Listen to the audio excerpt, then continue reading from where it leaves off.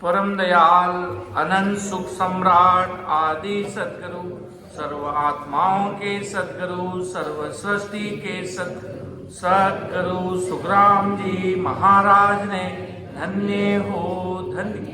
परम दयाल सदगुरु ददियाव जी महाराज ने धन्य हो धन्य। परम दयाल सदगुरु बाबा जी महाराज ने धन्य हो धन्य। अनंत कोटि सत्स्वरूपी संतान धन्य हो धन्य। समस्त सभी राम स्नेही भाई बहनों को राम राम सा प्रणाम।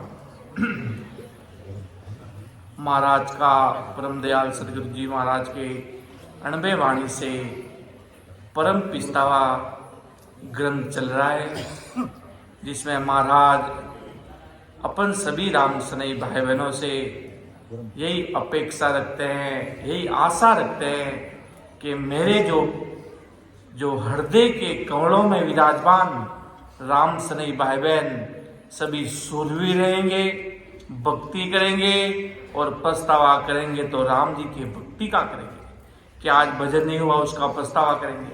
महाराज ज्ञान समय में नहीं तो पछताना पड़ेगा, पहले ही पछतावा कर लो भाई। तो आदि सदगुरु सम्राट सुखराम जी महाराज अपन सभी जीवों को बार बार दृष्टांत के रूप में उदाहरण दे दे के महाराज ने पिंजारी का, बेगम राजा का, सबका उदाहरण दे दे के समझाया कि भाई अपन सब हीरे के व्यापारी हैं, अपन खीरे के व्यापारी नहीं है।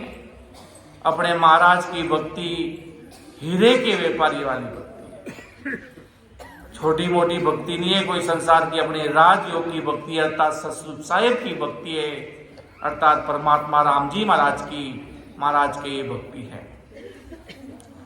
तो आगे आदि सदगुरु सम्राट सुखराम जी महाराज आगे क्या फरमाते हैं परम पिस्तावा ग्रंथ में महाराज कि मृग जलदाय मृग पिस्तायो सेंबल सेवर जुआ काच मेल कूकर पिस्तायो यूं ही बुक बुक मुआ। कि जिस प्रकार महाराज के प्यासा मृग तपे हुए रेतीले जमीन पे प्यास बुझाने के लिए पानी खोजता है, जिस प्रकार एक गर्मियों में दिखता है कि भाई दूर से पानी नजर आता है रोड पर और वो मृग हिरण दौड़ता हुआ चलता है कि मेरी प्यास है, वो प्यास दिखती नहीं है।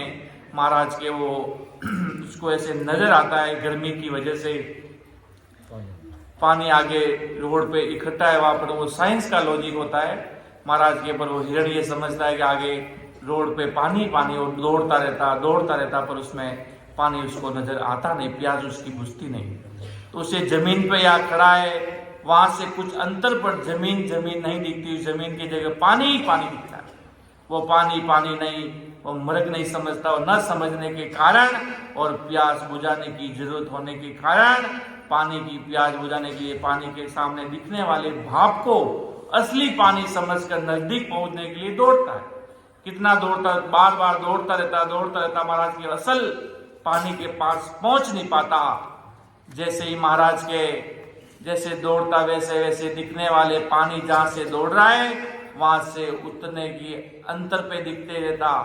वहां पानी असली पानी न होने के कारण बार बार वहां से आगे से आगे महाराज के वो समझता है कि पानी दौड़ता है, अंत में अपने प्राण छोड़ देता है।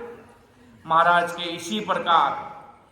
इसी प्रकार महाराज के संसार में देवताओं की भक्तियों में उसमें महाराज के मृगजल के समान सुख मिलेंगे, ऐसा समझ लेता है, ऐसा मान लेता है कि अंत समय में देवता काल के चपेट से तो मुक्त नहीं करा सकते, उल्टा महाराज के 84 लाख योनियों में दुख में गिर गए, ऐसा पछताता और दुख पाता है महाराज के। इसलिए महाराज के वो व्यक्ति बार जैसे कुत्ता होता है वो सामने सोचता है मेरे जैसा और कुत्ता और भूजता है महाराज के, फिर वो जिसमें जाकर जोर से उसमें गिरता है तो उसके खून आने लग जाता है। उसी प्रकार बाद में वो पछताता। उसी प्रकार महाराज के व्यक्ति 3 लोक की भक्तियों में समझते हैं कि हमें यहाँ कुछ मिल जाएगा, हमें कुछ परम पद की प्राप्ति हो जाएगी, महाराज के होती नहीं और उसमें लगता है तो महाराज के अंतिम में तो उसका रिजल्ट 84 लाख योनियों का ही मिलता है।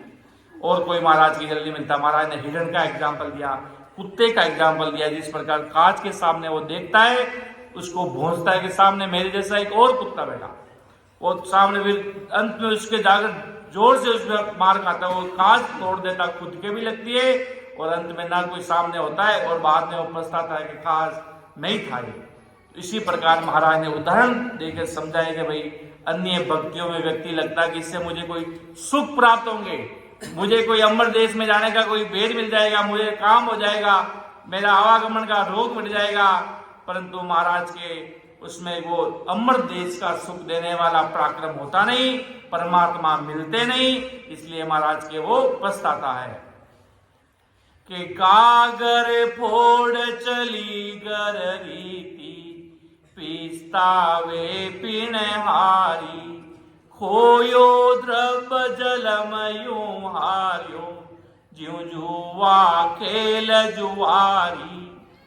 कि एक स्त्री ने नेवला पाला रहता है, नेवला पाल के रखती है और उसे एक छोटा बच्चा रहता है, और वो स्त्री पानी लेने के लिए घर से दूर कुएं पे नित्य जाते रहते और पानी लाने जाती, जब अपने बालक को पालने में सुलाती है तो महाराज कहते हैं कि बालक की रक्षा करने के लिए नेवले को बैठा देती है।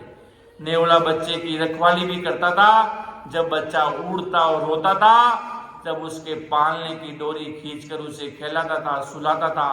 एक दिन निस्दिन अनुसार बच्चे को सुलाकर और उस नेवले को उसके पास बैठाकर पानी लाने को जाती।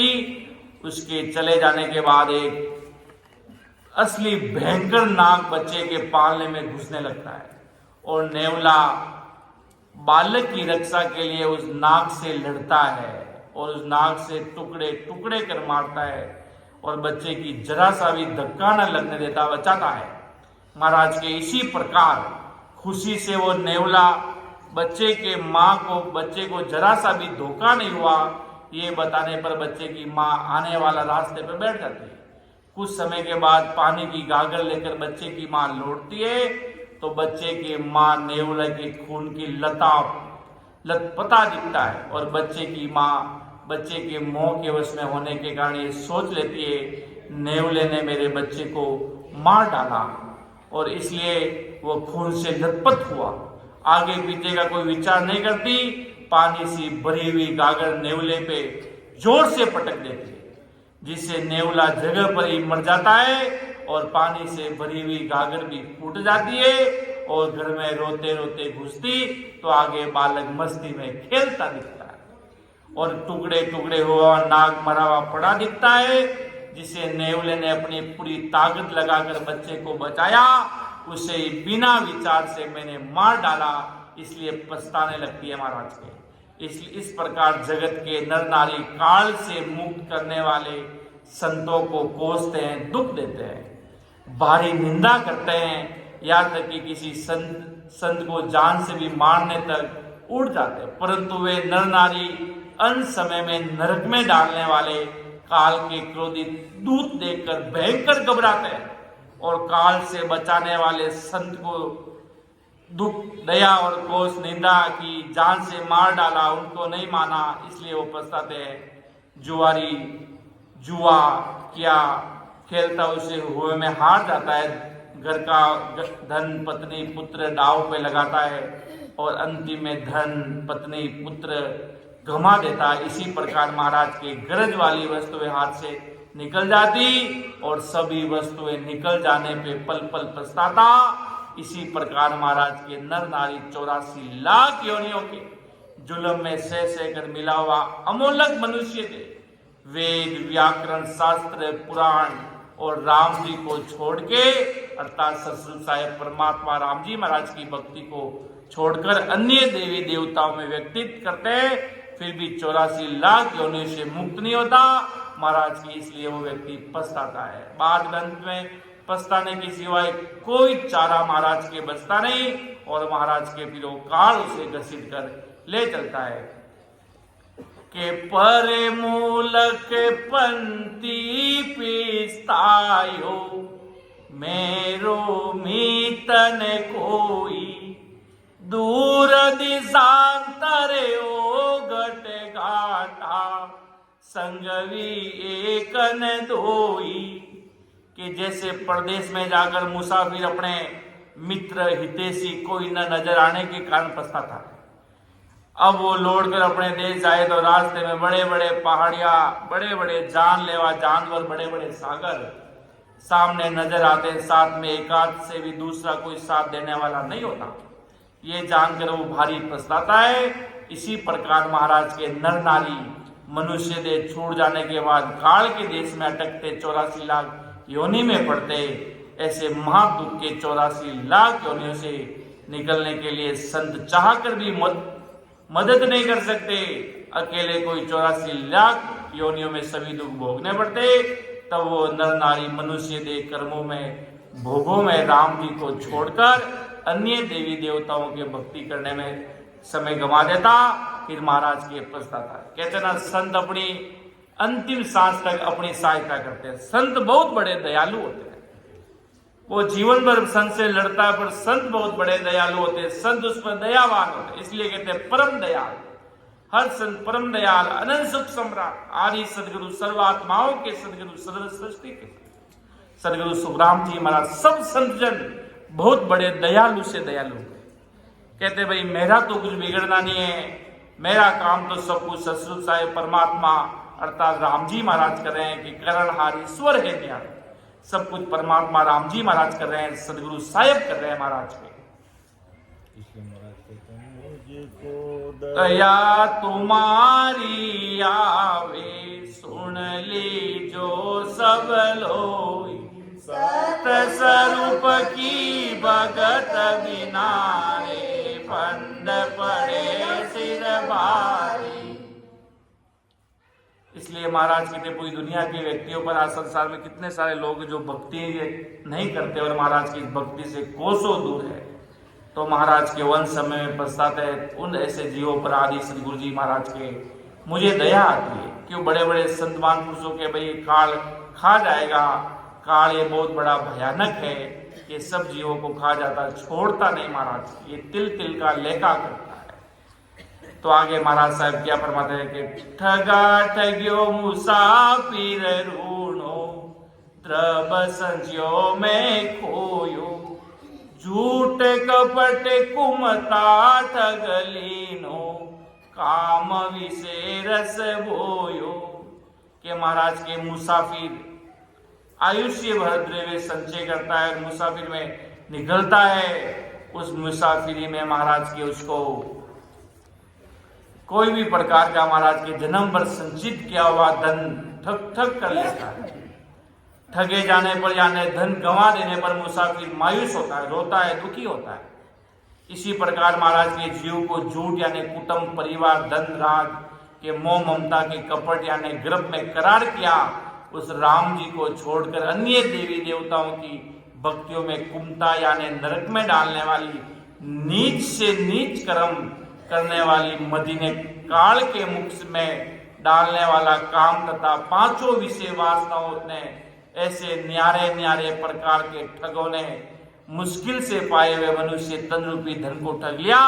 और महाराज कहते हैं मनुष्य रूपी धन के ऊपर मोक्ष रूपी धन कमाने का अवसर हाथ से निकल गया, और ऊपर से 84 लाख योनियों के दुखों के फंद गले में फिर गया। इसलिए महाराज के जीव पछताता है।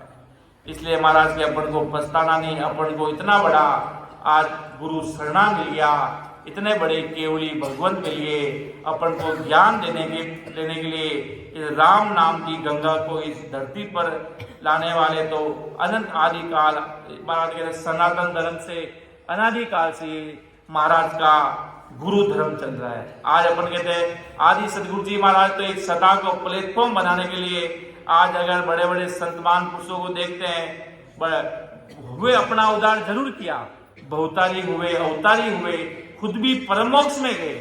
अब उनके पीछे क्या चलने लग गया कि भाई वो नाम को बड़ा उनके नाम को रखने लगे। जैसे अब गुरु नानक साहिब है तो वहां पर वो उनका सिमरन कैसे होता है कि सतनाम सतनाम सतनाम जी, वाहे गुरु जी। तो मतलब वो लोग शरीर के नाम को रखने लगे। अब कबीर साहब कबीर साहब कबीर साहब कबीर साहब कबीर साहब रखने लगे। अब संतों का नाम रखने लगे और माया नहीं पकड़ी तो कि राम राम करा सा। दरियाव जी महाराज क्या करते थे? राम राम करते थे। अब राम राम कैसे करते थे वो नहीं बता पाते, वो दुनिया को भेद नहीं बता पा रहे हैं। वो कैसे करते थे? वो आते जाते श्वासों में, आज ही जाते वक्त दरियाव जी महाराज के धाम पर गए। जब अभी जाते वक्त कोई प्रोग्राम था कहीं शादी का, वहां जाने के बीच में आ रहा तो मैंने सोचा महापुरुषों की तपोभूमि है, दर्शन कर लेते हैं। तब वहां पर सामने प्रसाद देने वाला एक ठेला लगा हुआ बैठा था। तब वो किसी ने पूछा कि आपके साथ कौन आए? तो मुझे पहले बोला विधि विधि देते क्या? मैंने सोचा कोई अन्य बातें करते थे। फिर क्या आपको कुछ तो विधि बताओ हमें भी। मैंने कहा आते जाते श्वास में भजन करते थे, दरियाव जी महाराज वैसे करते हैं। क्यों? दरियाव जी महाराज के सामने ठेला लगा के प्रसाद बेच रहा है कि इन्हें जोर घणो पड़े सा गला में माते कि गले पे जोर घणो पड़े सा आ विद्या की कर रटा।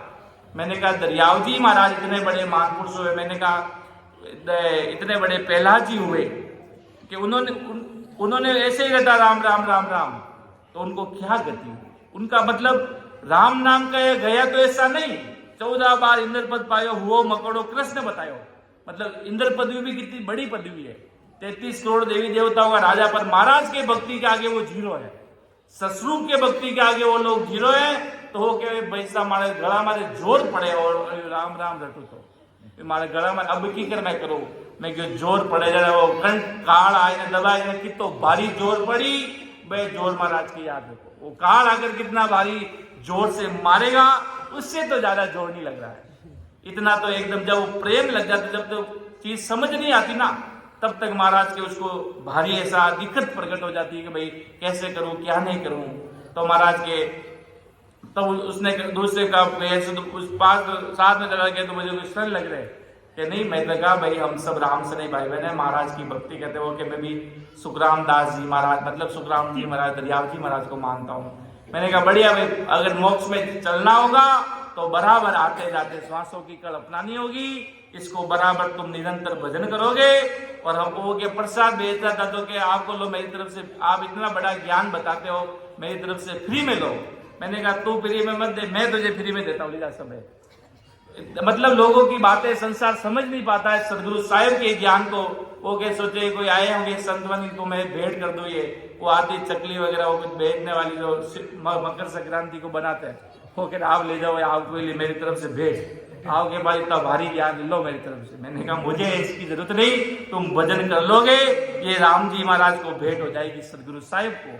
हमें संसार की भेंट पूजा की आवश्यकता नहीं, हमें सदगुरु साहिब की भक्ति करते हैं और हमें उस देश में जाना, यही हमारा संकल्प है। और जो हमसे मिले उसको सदगुरु साहिब का ज्ञान बताना, ये हमारा संकल्प, ये हमारा आदि सदगुरु सम्राट सुखराम जी महाराज का अणबे ज्ञान है। हम इसी के मार्ग पर चलते हैं और जितने भी केवली भगवंत हुए उनके आगे हमारा सिर झुकेगा। जो नैनच निजनाम जिनके अंदर घटा, दरिया महाराज हुए, किशनदास जी महाराज हुए, जो मानपुरुष हुए, जो ससरूपी हुए, जिनके अंदर नैनचर प्रगटे सता प्रगटी, जो अमर लोक के अधिकारी हुए, वो सता के अधिकारी है। बाकी महाराज के बली आप के यहाँ पर बेग पहनते, मैंने कहा मैं किसी के बारे में टीका टिप्पणी नहीं करता। महाराज के हमारे आदि सदगुरु सम्राट सुखराम जी महाराज सब अंदर का पर्चा बताते, अंदर का बेग पहना कि राजा ऐसा बेग हमारा बेदी चके बलि विद जाने रखे न सारा राम रटे परमेश्वर प्यारा रे कर सोनिया राओ राजा ऐसा बेक हमारा कि हमारा तो अंदर में राम जी का नैन निजनाम रूपी बेग पहना है। बाहर के बेग तो जब अपन मर जाएंगे ना, अपन के वे वस्त्र को जला देगी, दुनिया हटा देगी, शरीर से कपड़ा हटा देगी। ऐसे कपड़ा पहनने से कोई संत नहीं कहलाता। संत का तो कोई रूप नहीं, वो तो हर रूप में बसते। संत तो किसी भी रूप में प्रकट हो जाते हैं महाराज के। इतने बड़े भवतारी महापुरुष हुए, दरियाव जी महाराज हुए, गृहस्थी में हुए, दादू जी महाराज, कबीर साहब, जितने भी संत महापुरुष हुए वो सब गृहस्थी में हुए। एक ही ऐसा नहीं हुआ कि जो बेग, और किसी ने गलती से भी बेग पहन लिया तो सदगुरु साहिब की ऊपर से आकाशवाणी हुई कि आपको बैग पहनने की इजाजत सतगुरु साहिब देते नहीं है। क्यों? अगर अपन बैग पहन लेता, अगर कोई सुखराम जी महाराज की वाणी जी पढ़ रहा है और बैग पहनकर पढ़ रहा है, अगर वो राजा ऐसा बैग हमारा का वो सही भाषांतर कर ही नहीं पाएगा। कि आप तो कह रहे हो राजा ऐसा बैग हमारा भेदी जगह भली भी जाने, और आप तो खुद बैग पहन के पहने, फिर तो कहोगे कि गुरुजी खुद बैग पहन के और दूसरा को कह बैग मत पहनो, फिर वो सही भाषांतर कैसे कर पाएगा? आप खुद आपके खुद के वो हो रखा है तो आप कैसे कर पाओगे? इसलिए महाराज के अपने गुरु, इसलिए महाराज के शरण में गृहस्थी संतमान पुरुष सारे गृहस्थ में हुए महाराज कि आप खुद अपना बैग उतारो, फिर ये राजा ऐसा बैग हमारा, फिर उसका आप भाषांतर कीजिएगा, फिर ये अपने कमाई करो जैसी राम जी ने अपने कमाई दी, सदगुरु साहिब ने कमाई करो और महाराज के अमर देश में चलो। इसलिए महाराज ने ऐसे कोई बैगधारी खूब सारे महाराज को मिले, महाराज ने सबको अंदर का बैग बताया। क्यों? महाराज बहुत गृहस्थी में रहने वाले थे, दुनिया पहचान नहीं पाती थी। इतनी सादगी सरल में जब पधारे थे, तब राजा चंदूलाल ने सोचा क्या होंगे।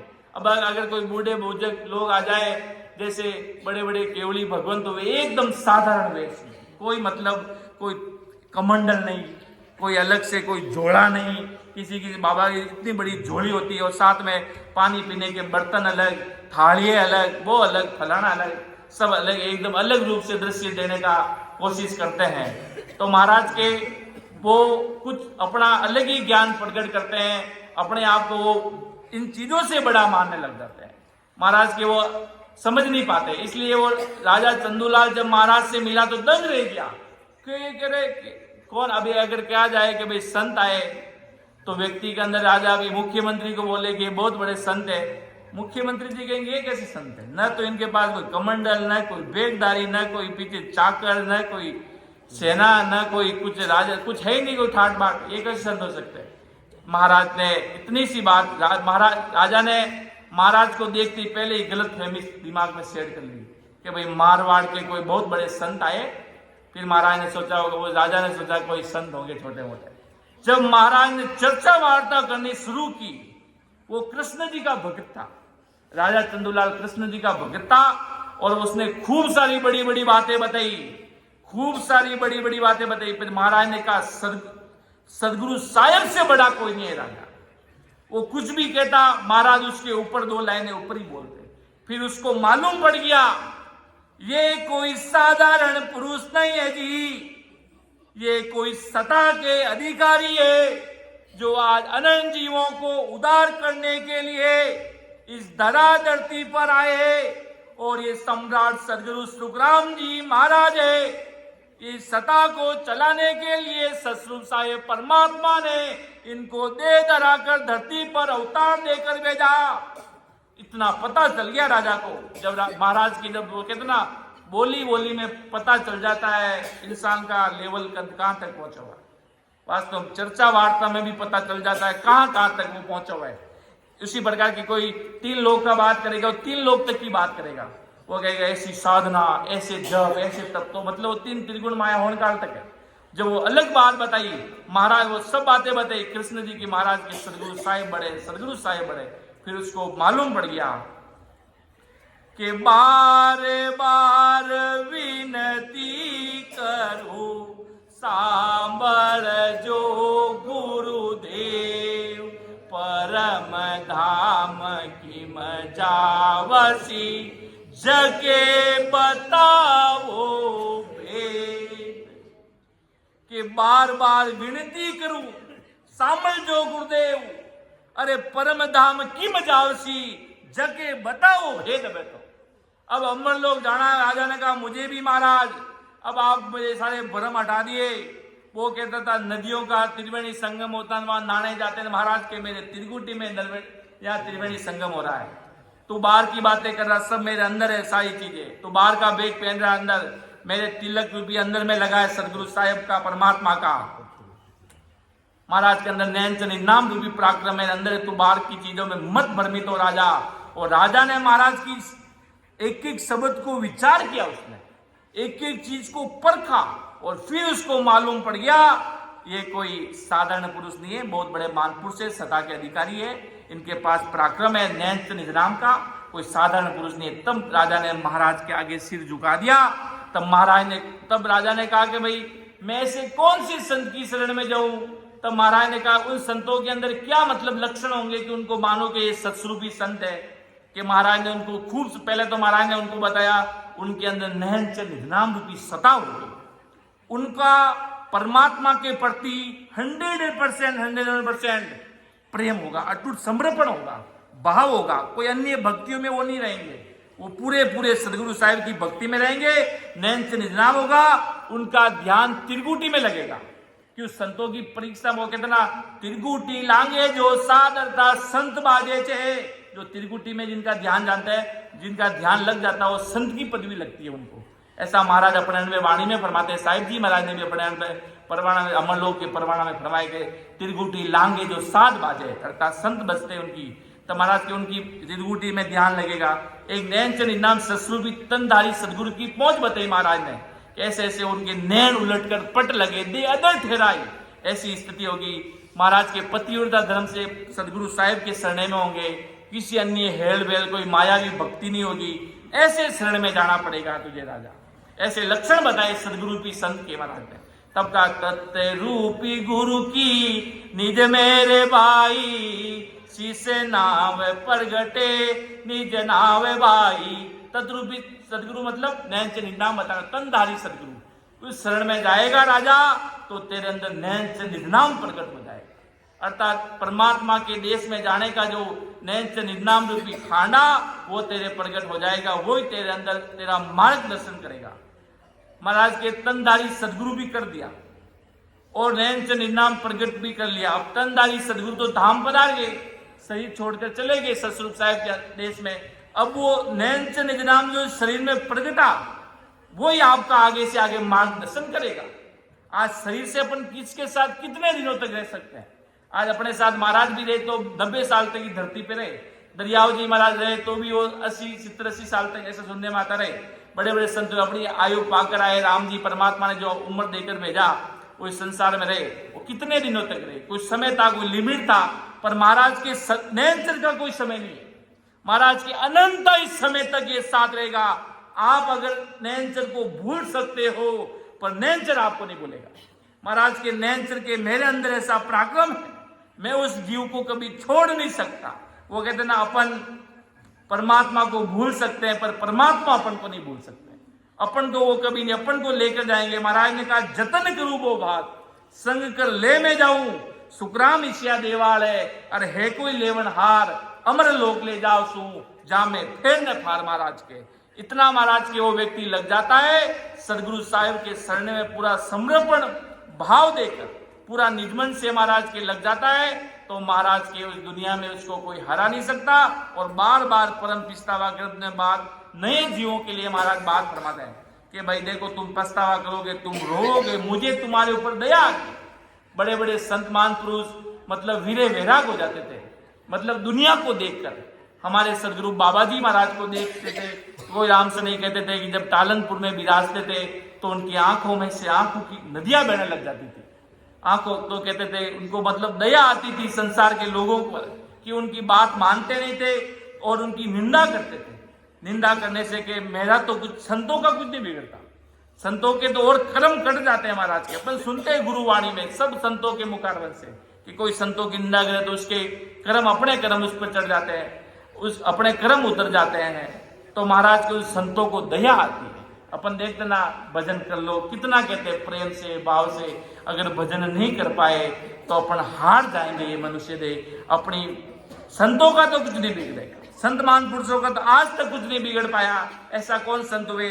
जब दादू जी महाराज रहन में पधारे थे, जब राजा गांव का सरपंच ने कहा आपको यहाँ पर हम मेला करने नहीं देंगे, तब दादू जी महाराज ने हंसते हंसते कहा कोई बात नहीं, तुम्हारी मर्जी की बात है भाई। तब और बात कटा दी गई, तुम आज तो मुझे मना कर रहे हो, कोई बात नहीं। फिर इसी धरती पर 100 साल बाद में यहाँ पर दरियाव जी महाराज महाप्रभु यहाँ पर धरती पर अवतार लेंगे। वो अनंत जीवों को पार उतारेंगे और इसी जगह पर आएंगे और अनंत जीवों का उद्धार करेंगे। तुम उनको नहीं रोक पाओगे। और आज अनंत दरिया महाराज ने जब मौजूदगी में अनंत जीवों को सेजे महाराज ने जीवों को पार उतारा। अपना नैनचंद इनाम दिया, पराक्रम। जहां पर संत थे वहां तक तो जीव खूब अनंतों जीवों का उद्धार किया कि थाने नमो नमो गुरु दरिया, थाने शरण की ताई जीव तेरी या, थाने नमो नमो गुरु दरिया, थाने शरण की ताई जीव तेरी या। कि थाने नमो नमो अर्थात ऐसे मान पुरुष केवली भगवंतों को नमो नमो नमस्कार है। उनके शरण में आने वाले अनंत जीवों का उन्होंने महाराज के उद्धार किया। सब संतों ने किया, जो जो उनकी शरण में आए, जो उनकी बातों को फॉलो किया, तो संत उनका अवश्य उद्धार करते, संत उनको पीछे नहीं छोड़ते महाराज। इसलिए आदि सदगुरु जी महाराज आगे क्या फरमाते हैं कि सतगुरु शब्द दियो नहीं सिमरियो, गाफल जल में गमायो, झूठी गला गाव में रोड़ी, खेत चिड़कलिया खायो। कि सदगुरु शब्द दियो नहीं सिमरियो, गाफल जन्म गमायो, झूठी गला गांव में रोड़ी, खेत चिड़क लिया। महाराज की जैसे किसान होता है, अपने किसान ने खेत बो दिया और उसकी फसल जो बोता है अच्छी आ गई, परंतु रखवाली न करके गप्पे मारते बैठा रहता और झूठी गप्पा मारने में और गांव में घूमने में खेत चिड़िया खा डाला। ऐसे मनुष्य के अवतार महाराज के अपन को मिला है, ऐसे अपन को श्रेय मिला। 84 लाख योनियों का फंद काट देने वाले सदगुरु मिले, आज सदगुरु जी महाराज मिले, और सदगुरु से महासुख से मोक्ष पद में पहुंचाने वाले शब्द मिला।